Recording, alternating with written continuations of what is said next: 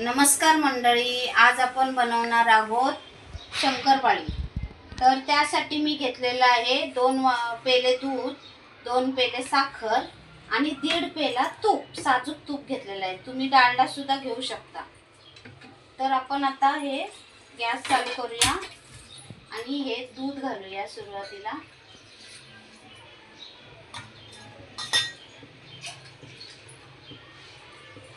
मग साखर घालूया। तुम्ही तुमच्या आवडीनुसार साखर घेऊ शकता। मी इथे 2 वाटे घेतलेले आहे, 2 पेले घेतलेले आहे।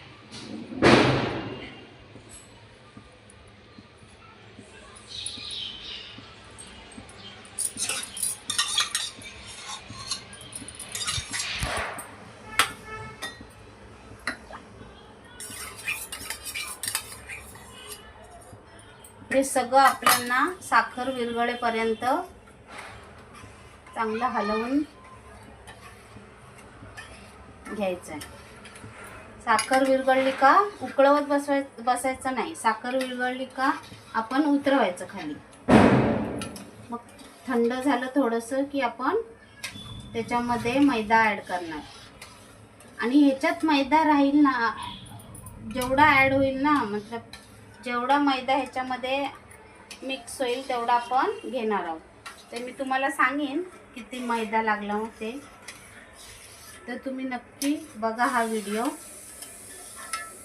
खूप छान अशा शंकरपाळ्या होतात।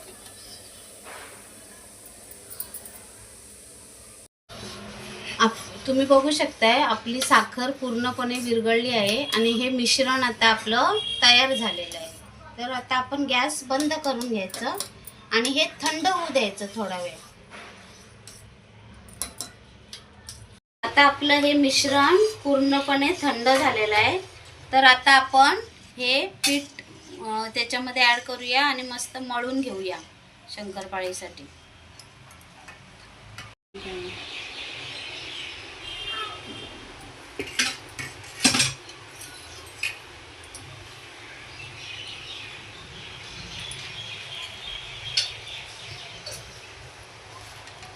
तर मंडळी, आपण आता थोडं थोडं याच्यामध्ये घालून याच्यामध्ये किती पीठ मावते ते पाहणार आहोत। अजून मैदा लागेल आणि मला 1 किलोपेक्षा जास्तच करायचे आहेत। तर बघूया आपलं पीठ किती मावते ह्याच्यामध्ये। अजून हा मैदा मी अर्धा किलो अजून त्याच्यामध्ये घालते। थोडं थोडं घालणार आहे, जेवढं त्याच्यामध्ये मावेल तेवढं। मग आपल्याला कळेल की याच्यामध्ये किती मावते।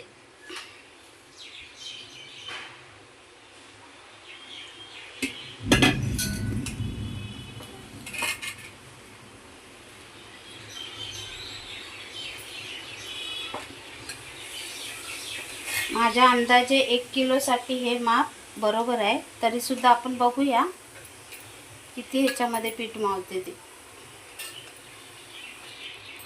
मंडळी, आता हे एवढं पीठ राहिलंय ते सुद्धा ह्याच्यामध्ये मावणार आहे।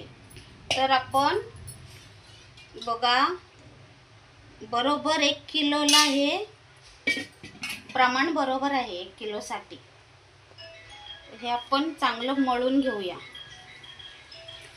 मंडळी, तुम्ही बघू शकताय व्यवस्थित आपलं हे पीठ आणि पाणी झालेलं आहे। जे मिश्रण आपण बनवलं ना ते आणि 1 किलो मैदा ह्याच्यामध्ये बरोबर एकजीव झालेला आहे व्यवस्थित। म्हणजे हे आपलं जे माप आपण घेतलेलं ते 1 किलोसाठी बरोबर आहे। 1 किलोचं माप आहे ते। तुम्हाला पाहिजे तर ते अर्धा किलोचं बनवायचं असेल तर तुम्ही 1 पेला दूध, 1 पेला साखर आणि पाऊण किलो तूप घ्यायचं। तर त्याच्यामध्ये अर्धा किलो तुम्हाला बरोबर शंकरपाळ्या होतील व्यवस्थित। आता आपण ह्या थोड्या वेळाने शंकरपाळ्या पाडायला घेऊया। थोडा वेळ 5 मिनिटं रेस्ट देऊया ह्या पिठाला। आपण झाकून ठेवूया मंडळी आणि 5 मिनिटांनी आपण ह्या करायला घेऊया।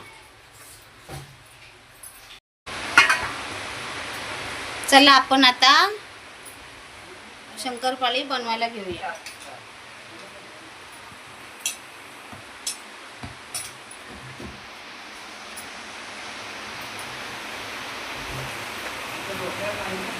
छान आपलं पीठ झालेलं आहे.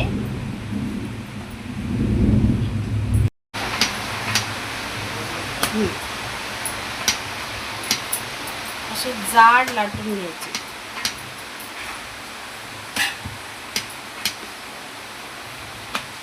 जेव्हा पोळीचा आकार व्यवस्थित येत नाही, असा कुठल्याही शेपचा येतो, तेव्हा आपल्या शंकरपाळ्या ह्या खुसखुशीतच होणार आहेत 100%.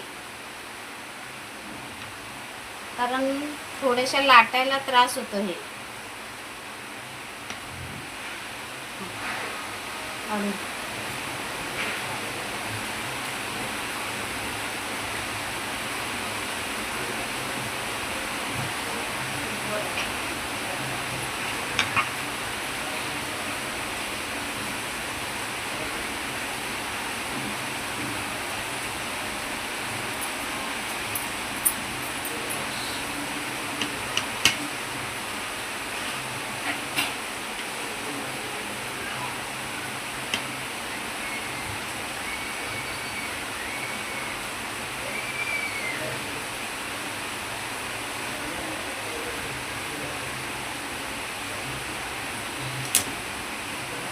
हे जे तुटले व्यवस्थित नाही आले ते काढून घ्यायचे.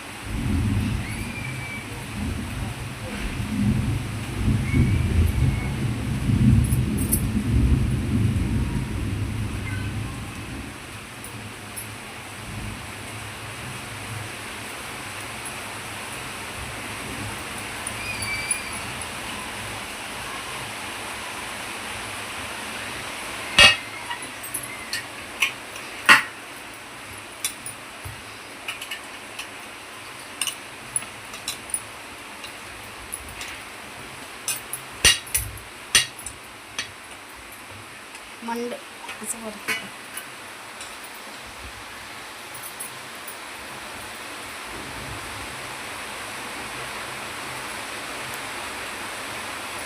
मंडळी, आपण जेव्हा अशी पोळी लाटतो तेव्हा ही पोळी लाटायला असा त्रास होतो. म्हणजे ती व्यवस्थित लाटली जात नाही, तिचा शेप बरोबर येत नाही.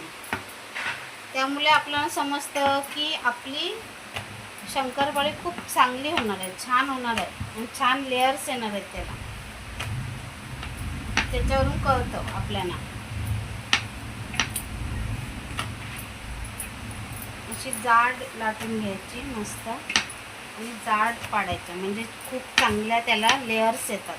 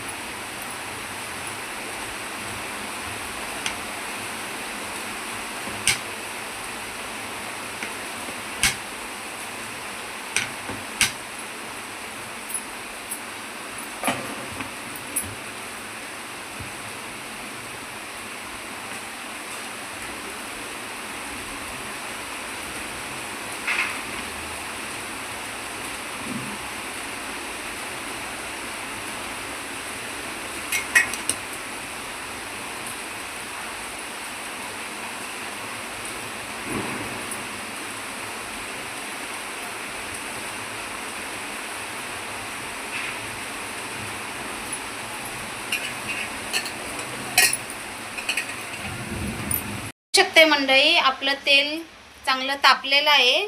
तर आपल्या गॅसची फ्लेम हायच ठेवायची आपण. आणि ह्या शंकरपाळ्या आपण आता टाकून घेऊया त्याच्यामध्ये, कढईमध्ये.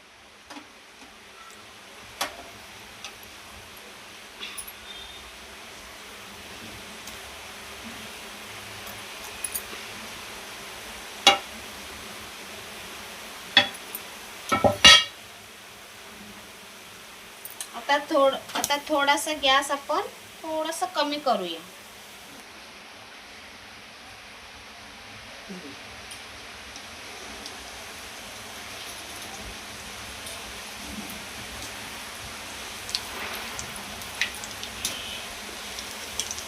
थोड्याशा आपण अशा मोकळ्या करायच्या.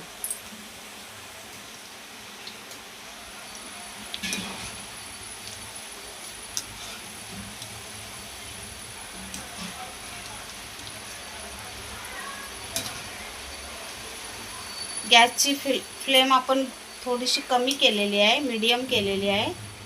आणि मीडियम फ्लेमवरच आपल्याला शंकरपाळी तळायची आहे. जास्त हाय फ्लेमवर तळायच्या नाही, नाहीतर त्या आतून कच्च्या राहतात, व्यवस्थित तळल्या जात नाही.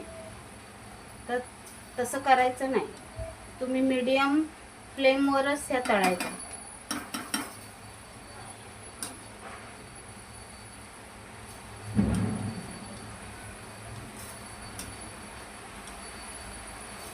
तुम्ही बघताय मंडळी, आपल्या शंकरपाळ्यांना कशा लेअर सुटत चाललेल्या आहेत.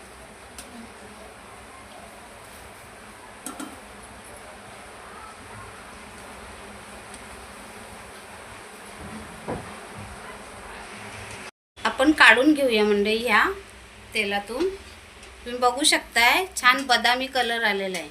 साधारण असं कलर येईल अशाच तुम्ही काढायच्या, कारण थोड्याशा त्या नंतर कलर चेंज होतं त्यांचं. त्या तेलातून बाहेर आल्यानंतर पण त्यांची कुकिंग प्रोसेस चालू असते. त्यामुळे थोड्या आधीच काढायच्या, त्या जास्त लाल होऊ द्यायच्या नाही.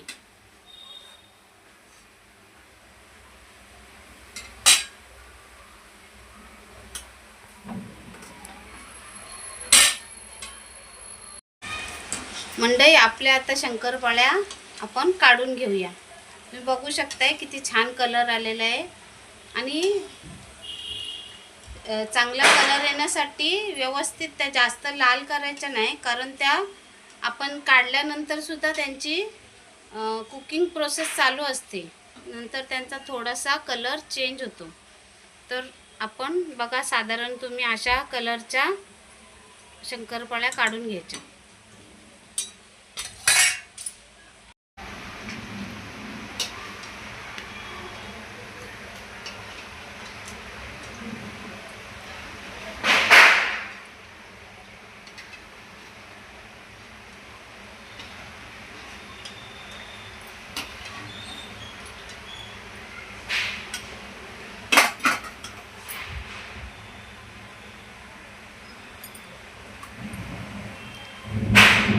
मंडई की किती छान आपल्या शंकरपाळ्या झालेल्या आहेत. आणि ह्या शंकरपाळ्या मी फक्त मैदा वापरलेला आहे, रवा वापरलेला नाही आहे. आणि तुम्हाला मी एक शंकरपाळी तोडून दाखवते. बघा किती छान झालेली आहे. आणि तोडूनही मी आतमध्ये कशी ती फ्राय झाली ते दाखवते. तुम्ही बघू शकता किती छान तिला लेअर्स आलेले आहेत आतून सुद्धा. तर तुम्ही नक्की अशा शंकरपाळ्या करा. आणि तुमच्या शंकरपाळ्या कशा झाल्यात ते मला कमेंटमध्ये नक्की सांगा. मंडळी, जर तुम्हाला माझी शंकरपाळी रेसिपी आवडली असेल तर माझ्या चॅनलला नक्की लाईक, शेअर आणि सबस्क्राईब करा.